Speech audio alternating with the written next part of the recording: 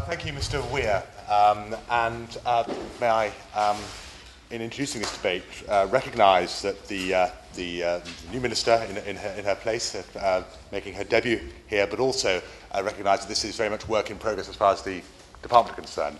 And having had contact with her civil servants, I've made it very clear that probably the bulk of this half-hour debate will be taken up with my contribution, and I think my honourable friend for St Albans and the honourable gentleman for St Ives also wish to perhaps make some brief interventions. But Mr Weir, it was in the middle of January that the Department for Children, Schools and Families launched an independent review of home education by Graham Badman, the former Director of Children and Education Services at Kent County Council. Mr Badman has been charged with investigating the current system for supporting and monitoring home education, and also asked to look at how any concerns about the safety, welfare or education of children are dealt with. Now, from the outset, the government have emphasised that there are no plans to change parents' well-established rights to educate their children at home. Mr Weir, all of this sounds harmless enough. In the light of recent child abuse cases, surely it is little wonder that the government wants to safeguard children who are not visibly in the system and to keep tabs to an extent on parents. It's quite right, in my view, that any government wants evidence that each and every one of our children is receiving a suitable education. Genuine home educators, of course, will have nothing to fear. However, the message that's coming loud and clear from home educators in my constituency is don't believe that particular hype. Their worry is that the government is manipulating current anxiety over child abuse to intrude further into the sphere of home education when it has little legal right to do so. This latest review will mark the third such consultation pertaining to home education over the past 4 years, and any action that stems from it has the potential to affect the balance of power between civil liberties and state intervention on the one hand, and the matter of whether one is innocent until proven guilty or guilty until proven innocent, and the question of whether the state or parents have the ultimate responsibility for a child. For it is the ability to be free from an all-knowing, all-seeing state's ideas on education, welfare and standards that forms the fundamental appeal for many of those who choose home education for their own children. Any attempts to alter that, and it is very much a balance, but any attempts to alter that balance will, in my view, undermine the entire ethos behind education otherwise. Mr Weir, I became interested, involved, and really quite engaged in the issue of home education some months back when I met two very articulate and passionate local mothers in the Pimlico area of my constituency who had decided to educate their children themselves. One had taken that decision as a result of her son's unhappy, unproductive experience in the state schooling sector during the first 18 months of such education. The other, however, had seen home education work brilliantly for family friends and decided to make the very positive decision to take on that task for her own daughters. Now, I must admit, it is a Cinderella area, and I approached the meeting that I had with these two mothers from Pimlico with some of the perhaps standard misconceptions that a home education might somehow produce an unsocialised, precocious child, unable to interact with its peers and perhaps shielded from all negative experiences. However, the more that I listened to the two mothers talk, the more I was impressed and excited by the passion and the enthusiasm that they displayed for home education. Each parent was able to provide their child with a very individualised learning experience, tailored to that child's abilities and interests, and far from an image of an isolated and insulated existence. The children of the two mothers I spoke to frequently attended classes with other homeschoolers, interacted with all children of different ages and abilities, and were able to experience a very wide range of activities, from practicing judo to learning Japanese to visiting galleries and museums during the quieter times in the day, of course. I thank my honourable friend for giving way, and indeed this is replicated in my own constituency where there are 60 homeschoolers, And it's come to the forefront in my own constituency because some parents are deeply unhappy about the school that they've been allocated and are investigating this as a really resourceful way of proceeding with a valuable education that is indeed tailored to their child's need. And I can only echo what my honourable friend's saying. This is something that, when you look into it, is actually quite a heartening way forward and can be complementary to the state system. May I thank my honourable friend from St Albans for her observations. I think I also wish at this juncture to stress the notion that there is somehow an homogenous group of home educators who have a single mind. Nothing could be further from the truth. And I think it's the diversity that is one of the most important aspects, both of the home education ideal, but also of the education that actually is provided for those children who have, in many ways, the great benefit of going down that particular route. Because often a home-educated child will naturally have a close relationship with its parents, and the parent's life is often enriched by learning new skills and knowledge alongside her child going forward. Now, in my own constituency, right in the heart here of the biggest city in our nation, I discovered that there is a very active community of home educators who share classes and coordinate their knowledge base. Nationwide, there exists a lively online community where best practice and experiences are shared. And I have to say, I've known only how well that online experience is, simply the inundation in my own private office over the last 3 or 4 days since it has become aware that I was having this debate today. And I should like at this point possibly just to apologise slightly that I won't be able to get to all of the points that were raised from those interested parents in the context of this particular debate. But I should also, as I say, make that point that there are many home educators who choose not to engage with other families in this way. It's the entire appeal of home education, that the individual's education and experience can be tailored to best suit the child and the family. All of this, of course, Mr. Weir, comes at virtually no cost at all to the taxpayer, as the vast majority of home educators shoulder not only the teaching burden, but also the financial one. Despite this, often the choice to many to home educate is not about the ability to afford such a route, and many, it has to be said, probably do struggle to a large extent. But it stems, I fear, from a lack of faith over what the state sector provides, particularly when that provision is on a take-it or leave-it basis. And it has obviously become a particular problem, not so much, I have to say, in my own constituency, but certainly in other parts of London, about the dissatisfaction that many parents feel about the choices that they've made. I mean, only a third or fourth or fifth choice school is one that becomes available to their children. Home educators also come up from a very wide variety of backgrounds, and many find that homeschooling is the most workable alternative, or indeed perhaps the only choice left, to either very costly school fees or an unattractive local state school offering. Unfortunately, however, both of the mothers to whom I spoke at length were deeply concerned about the future of home education.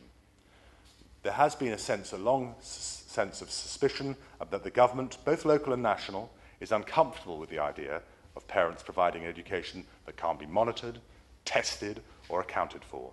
And there's a real fear, I think, that the government, under the banner of child protection, will seek to interfere with the freedom of choices of those who home educate.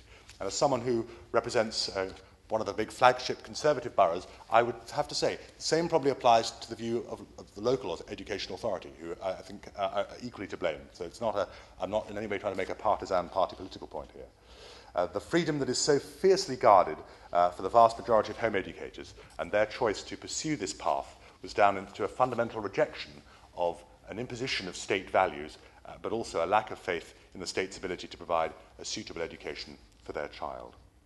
Mr. Weir, home education has been under constant scrutiny since the Children Act of 2004, and that which enshrined, of course, the government's Every Child Matters agenda in legislation.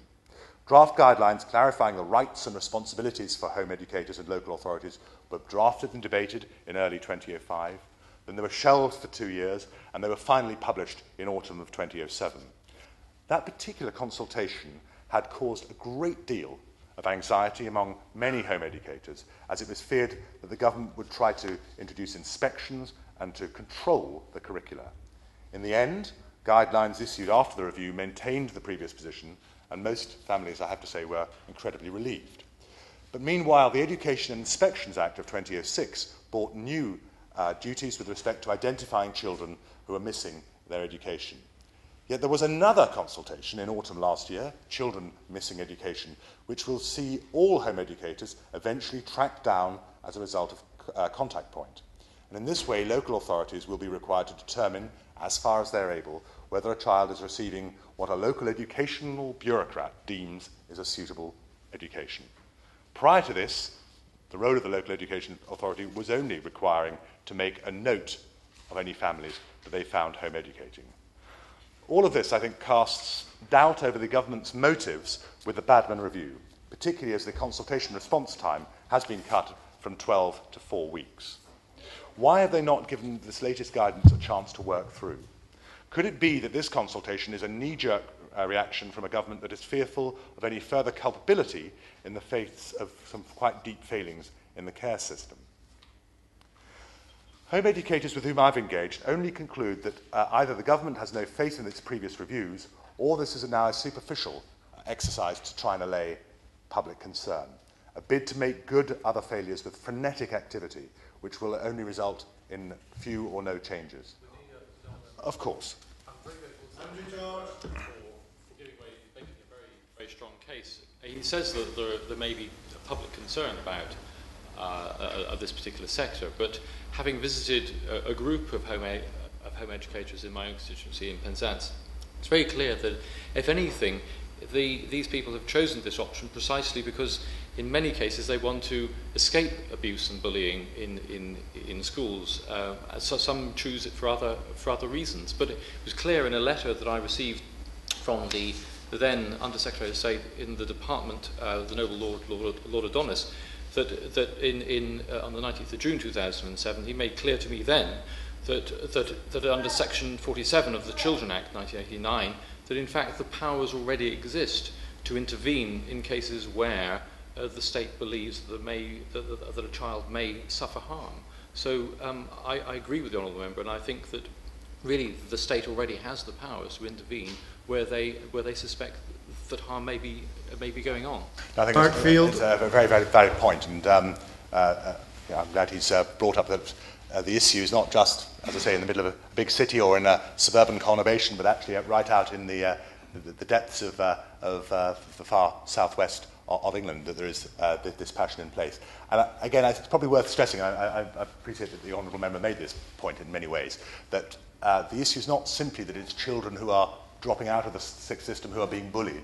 It is a much, much wider thing, that actually it is a choice of parents for the good of their children, and after all, one has to trust, one should always trust, the instincts of parents rather than the instincts of either a bureaucrat in the local education department or the state as a whole, the instincts of parents about what is best for their children. And one of the interesting things, again, that has been very evident, is that home education is not necessarily something that all children of a particular family will go through. It may well be that parents, again, will make the choice that particular children are best suited for home education, other of their children will go in a much more conventional path through the education system at school.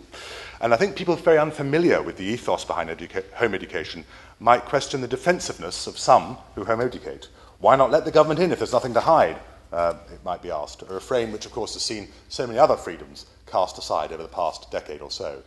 But the independence to pursue the choice right for any particular child at the speed at which that child wishes to learn is, in my view, at the cornerstone of home education.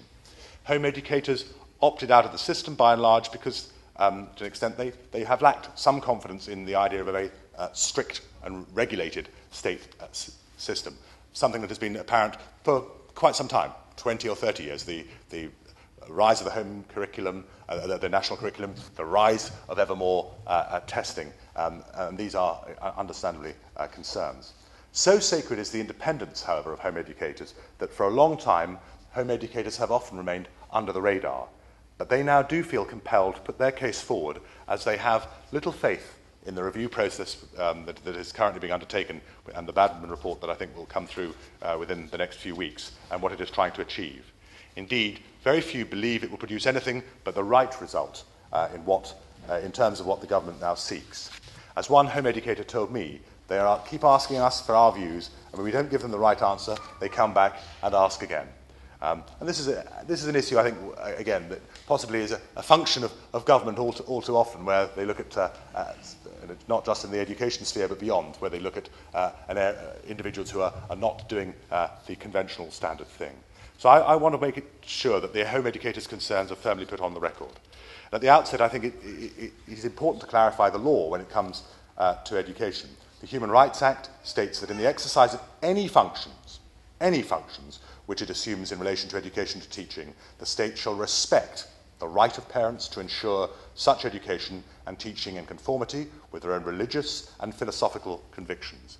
The government only has a right to ensure that the education the state, predominantly via local government, provides is of good quality, and the authorities can only intervene when people are seen to be breaking the law.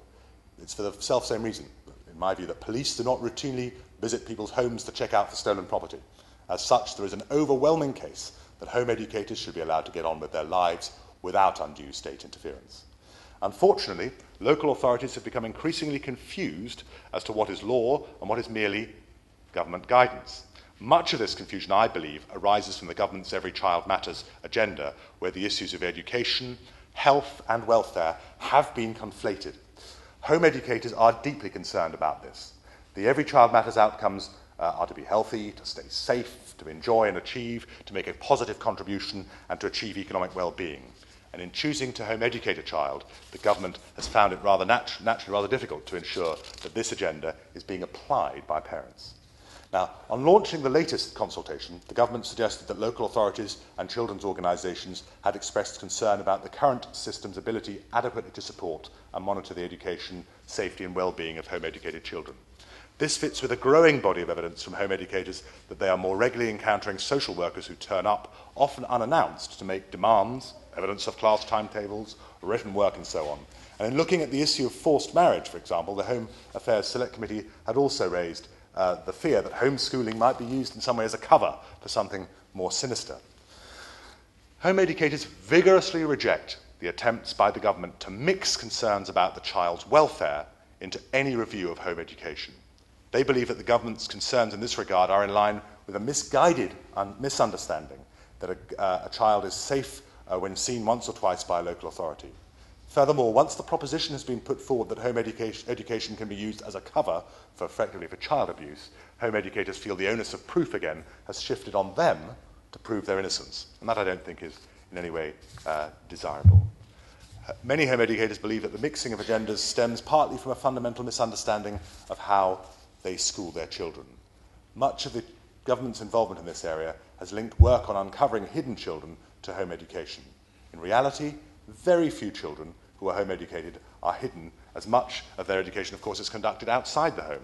Home educated children are normally seen by a very wide range of adults and children, education officers in museums, other home educators, private tutors, in normal contact with GPs, librarians, and youth group leaders. And I'm not diminishing in any way the legitimate concerns about child abuse, and I have a great deal of sympathy with the government in the very difficult task that it faces in preventing cases similar to the appalling ones that we've seen recently and those occurring in the future. But I think we have to be very clear. Local authorities already have, as the Honourable Gentleman for St Ives pointed out, powers to get involved in a family when there are concerns about abuse. Admittedly, the processes involved can sometimes fail, but it is not the fault of the home educator, and it's not really, I think, for government to re-examine social services procedures if they have their concerns going forward. The uncomfortable truth, Mr Weir, is that there is no amount of legislation that will ever remove all risk. The task of government, I think, is to balance the rights of all individuals, and given that home-educated children are not proven to be at any greater risk, it is, in my view, inappropriate to throw away the liberty of parents, even in part, as to how they choose to educate, particularly when it is equally possible for a child to go to school and be abused, and when they return home, or for children in the care of the state, of course, to suffer abuse of their own. Turning to the other aspirations in the Every Child Matters agenda, home educators contend they are far more likely to fulfil the government's objectives than the state system. Home education is personalised, it's child-led, and it's free from some of the detrimental effects of curriculum constraint, constant testing, and standardisation. Homeschool children can learn autonomously, often spending more time on physical activity, and they can also learn in an environment free from bullying and peer pressure. Many studies have shown that regardless of socioeconomic background, home-educated children consistently outperform school-educated children. The government, on the other hand, regularly fails to fulfil the Every Child Matters objective. The number of pupils achieving grades A star to C in GCSE exams remains only 57.1%, and well-being surveys also point out to a mental dissatisfaction in many of our children, and as the Minister will be aware, the UK ranked in the bottom from 3 in 5 out of the 6 dimensions of the UNICEF report on childhood in industrialised countries only last year. So against such a background, it's perhaps not surprising that in Essex, for example, even the county council there accepts, as the education authority, that home education can be a safer bet. And 6 families in that county will be paid a little over £10,000 each to educate their children at home, as their parents have refused to send their children to what are universally regarded as failing schools in Clacton-on-Sea. I could say quite a lot more, and I appreciate it. One of the reasons I have taken rather more time than I have perhaps given to the Minister is simply because clearly we are waiting for the Badman review, and it would be invidious to expect her at this stage to try and either half guess it or indeed to announce anything that was prejudging that particular review. And obviously we will, I'm sure, return to many of these issues once the Badman review is in place and once the ever vigilant community of home educators have their chance to have their say on some of the proposals that come forth from this. But Mr. Dewey, if I can just conclude, I think it's very difficult firmly to say what home educators want, if anything indeed, from this government. By definition, it is a very diverse community, and it is therefore impossible for every home educating parent to speak with one voice, and I think very rather desirable that they have no desire so to do. However, most in the community simply wish to defend their independence and reject any government, and I accept local or national government, attempt to impose the state's values upon them and their children. Frustrated by review after review in recent years, the majority of home educators feel that the government is incapable of trusting parents to do the very best for their children.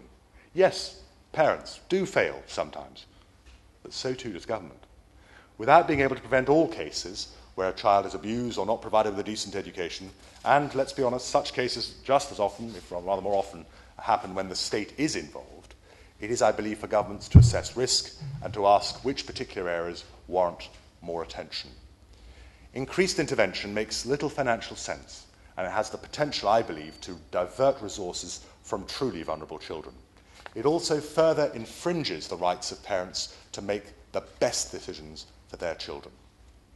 Current legislation, in my view, is perfectly adequate, but perhaps poorly understood. The government must guard the sacred right of parents to educate their children, whilst vigorously tightening the current system when it comes to child's welfare. After that, it should look at its own ability to fulfil its own objectives under Every Child Matters, rather than continue to pursue those who put their faith, their time, and their passion into home education.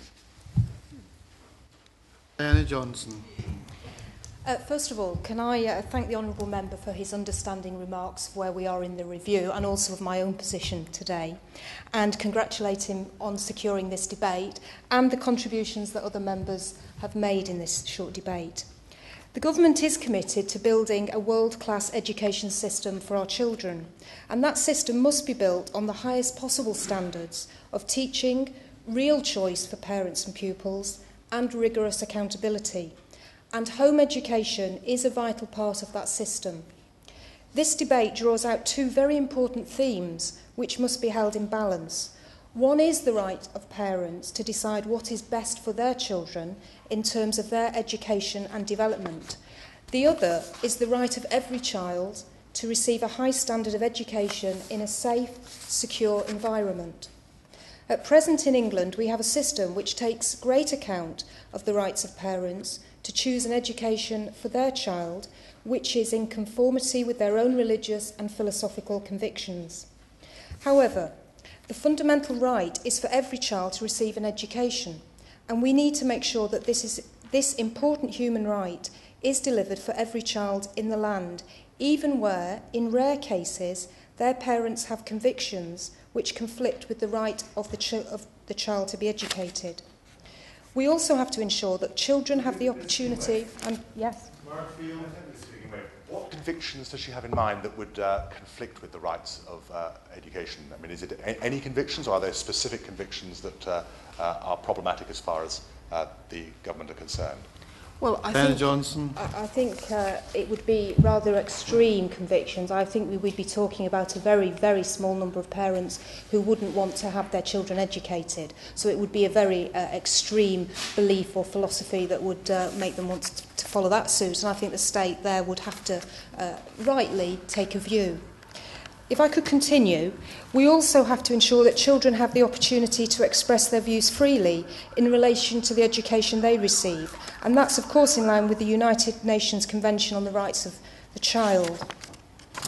This is a difficult balancing act, and one that Graham Badman's review is considering carefully. There can be no question that we need to ensure a good education for every child and a safe education for every child. And of course, the Honourable Member has indicated and highlighted that in much of his speech. Can I just turn to the benefits of home education? Because it is a well-established part of our education system in Britain. And where it works and where it's the best option for a child, there are great benefits. It's the ultimate form of personalised learning, provision tailored to a child's specific needs, with a real opportunity for the child's views and voice to be heard. It demonstrates real engagement from parents in their child's learning, something that we are trying to encourage more consistently across the national picture in whatever educational setting children are in. And the sense of community that the Honourable Member is describing between home educators in his constituency is the sort of work we want to see in other educational provision too. Partnerships between providers, sharing resources with communities and maximising opportunities available to young people. And I'm sure that the vast majority of home educators are doing an excellent job. The examples that the Honourable Member cites from his own constituency are clearly testament to that, and also to the Honourable Member from St Albans constituency as well. So let me be clear from the outset that the government recognises that the valuable contribution of home education and certainly does not seek to abolish home education. Turning to the review, the Honourable Member is not right to say that home education has been consistently under scrutiny since 2004. We first issued guidance on this area in 2007, clarifying the role and obligations of parents and local authorities. The guidance brought together the statutory requirements, the roles and obligations of parents and local authorities, and the Department's view as to how they should be interpreted in practice. There were no new requirements, and both local authorities and home educators have told us that it was helpful to bring everything together in one place for everyone involved in home education to refer to. The duty to identify children who were missing education was brought in through the Education and Inspection Act 2006 and was not a duty to identify home educators. Its purpose was far broader, to identify those children not receiving any education at all. While it will inevitably identify children who are home educated where they are not known to local authorities, provided these children are receiving a suitable education, there is no reason why the new duty should have any impact on them or their parents. I think the Honourable Member accepts that we need to do everything we can to ensure that children do not go missing from the education system, and I hope he will support our efforts to ensure that all children either attend school regularly or receive a good quality home education. Graham Badman's review of home education was set up for a number of reasons. It is looking at, first of all, barriers to local authorities and other public agencies in safeguarding home-educated children and ensuring that their safety, well-being and broader development is being nurtured, as well as their academic achievement. Secondly, the extent to which home education might be being used as a cover for child abuse. Thirdly, whether local authorities are providing the right type of support to home-educating families. And fourthly, and whether any changes to the current processes for monitoring the standard of home education are needed. Back in November 2007, we issued guidance to local authorities on home education, but clarity about roles and responsibilities has still not been achieved, and the responses to the consultation on the guidance that we were getting from home educators and local authorities only underlined the polarised view on this matter. It's clear that further clarity is needed. So the underpinning principle behind the criteria for the review are not sinister, they are sensible and they are simple. To ensure everybody involved in home education, Local government, central government and parents are clear about their responsibilities. To ensure that there are clear lines of accountability, to achieve greater national consistency in providing suitable full-time education for all children, and to make sure that where there are problems, the right safeguards are in place to detect it and to intervene quickly. Graham Badman wanted to make sure that he took account of all the evidence that could be gathered, and that is why he had a public call for evidence. And I think the reference to the 12-week consultation period being shortened to 4 weeks, this is actually a review and not a formal government consultation, and I think that's why there's a little uncertainty about that 12-week period. Can I just say that the government's position is that home education is a vital part of the education system of this country. This review is... I'm afraid we've come to the end of the time for this debate.